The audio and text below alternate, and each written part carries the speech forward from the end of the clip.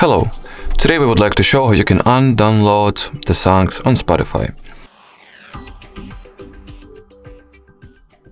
So if you would like to remove some particular playlist from downloads, just open up the said playlist and tap on the screen arrow icon.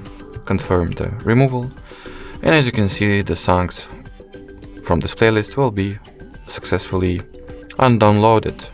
If you would like to remove all the songs that are downloaded to the internal storage, or all the songs that you can listen offline, open up the settings. In here, scroll almost all the way down, and in here, tap on the remove all downloads option, confirm, and as you can see, all the downloaded songs will be successfully removed.